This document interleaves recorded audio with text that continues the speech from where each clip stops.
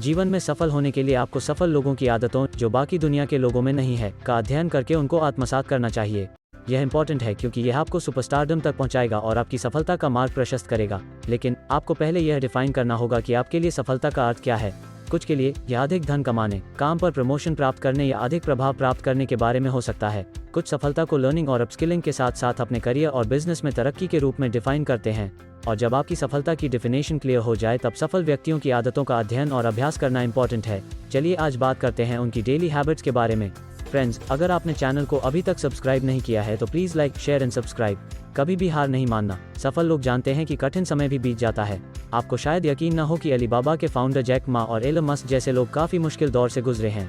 School में न केवल मस्क का उपहास किया गया था, बल्कि उन्हें पेपैल से भी निकाल दिया गया था, लेकिन वो निराश नहीं हुए। फोर्ब्स के अनुसार उनकी फर्म टेस्ला हाल ही में अमेरिका में सबसे मूल्यवान कॉर्पोरेशन बन गई है, जिसका मार्केट कैपिटलाइजेशन $2.1 बिलियन है। हार्वर्ड ने जैक मा को 10 बार ठुकरा दिया क्योंकि उनका एस्क्रो पेमेंट आइडिया स्वीकार नहीं किया गया था।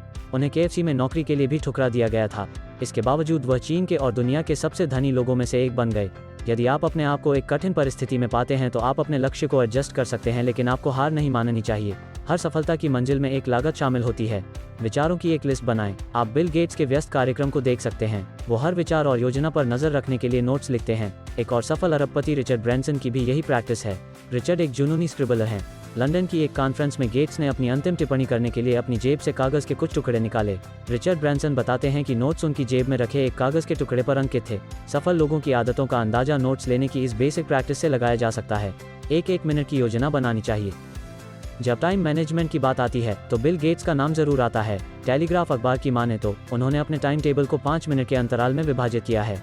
यही नहीं, टेस्ला और स्पेसएक्स उद्यमी एलोन मस्क भी इसका अनुसरण करते हैं। हर मिनट को सावधानीपूर्वक तैयार किया जाता है। वो और वॉरेन बफे एक ही टाइम मैनेजमेंट की फिलॉसफी को मानते हैं कि एक चीज जिसे पैसे से नहीं खरीदा जा सकता वह है समय। आप दुनिया की सारी संपत्ति खरीद सकते हैं, लेकिन आप अधिक समय नहीं खरीद सकते। जो लोग सफल होते हैं वो हर मिनट की वैल्यू को समझते हैं। दोस्तों, क्या आप जानते हैं कि स्टीव जॉब जिस हरे कृष्ण मंदिर में भोजन की टिकट के लिए कोक की बोतलों का आदान प्रदान करते थे वो कहाँ स्थित है? कमेंट बॉक्स में लिखकर बताएं। And win exciting prices. डर को मिटाना। भय किसी भी उपलब्धि में एक महत्वपूर्ण बाधा है।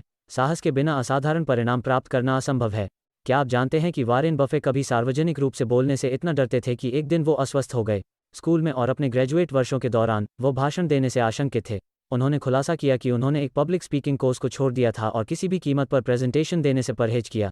तो फिर वॉरेन ने पब्लिक स्पीकिंग के अपने फोबिया को कैसे दूर किया? उन्होंने इंप्रूवमेंट के लिए छोटे छोटे उपाय करें। अपनी नर्व्स को इस तरह रिट्रेन किया कि जब मौका आए तो वो पॉजिटिव रिएक्शन दे सकें। ऐसे प्रैक्टिस करी कि जैसे कि ये रियल में हो रहा हो। अपना कोर्स पूरा करने के बाद उन्होंने टीचिंग का जॉब कर लिया ताकि उनकी प्रैक्टिस जारी रहे।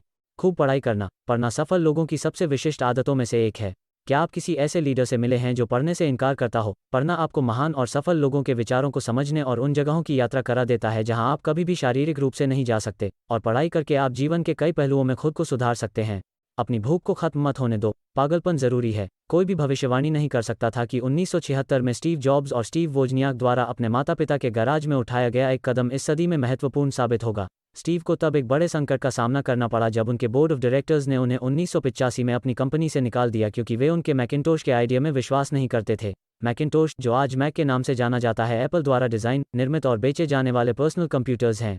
वो अपने कठिन समय के दौरान फर्श पर सोते थे और उन्होंने स्थानीय हरे कृष्ण मंदिर में भोजन के टिकट के बदले कोक की बोतलों का आदान प्रदान किया, लेकिन उनका ध्यान अपने विजन पर ही रहा।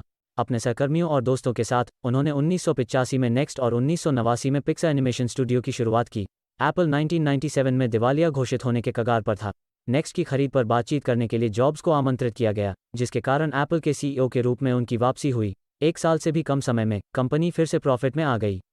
दान देना या विचारों को साझा करना। देना एक ऐसी आदत है जो ज़्यादातर सफल लोगों में आम होती है। वे देने के महत्व को समझते हैं। उनका मानना है कि जीवन इस बात से नहीं मापा जाता कि वह कितने समय तक चलता है, बल्कि इससे मापा जाता है कि वह कितना देता है। कुछ सफल दाताओं में बिल और Melinda Gates, mark Zuckerberg, Oprah Winfrey और सेरेना विलियम्स शामिल हैं। सेरेना विलियम्स ने ऑस्ट्रेलिया में आग के पीड़ितों को अपने पैसे का $43,000 दान किया। डोनेशन शुरू करने के लिए आपको बहुत अधिक धन की आवश्यकता नहीं है। आपके पास जो कुछ भी है उससे आप शुरुआत कर सकते हैं। व्यायाम करना। हर सफल व्यक्ति यह समझता है कि एक मजबूत दिमाग के लिए एक मजबूत शरीर की आवश्यकता होती है। सफलता के लिए मानसिक फिटनेस जरूरी है। एक शोध के अनुसार 76% अमीर लोग प्रतिदिन कम से कम 30 मिनट व्यायाम करते हैं। उनमें से अधिकांश ने अपनी सफलता और आनंद के लिए शारीरिक फिटनेस को श्रेय दिया है। मार्क जुकरबर्ग एक सामाजिक नेटवर्किंग साइट फेसबुक के सह स्थापना के लिए प्रसिद्ध 35 साल के अरबपति हैं, जिनकी संपत्ति $72 अरब से अधिक है। वो कहते हैं, मैं ये सुनिश्चित करता हूँ कि मैं हर हफ्ते सुबह कम से कम 3 बार वर्कआउट करूँ। सफल होने के लिए अगर आप निरंतर प्रयास करेंगे तो सफलता इनएविटेबल है।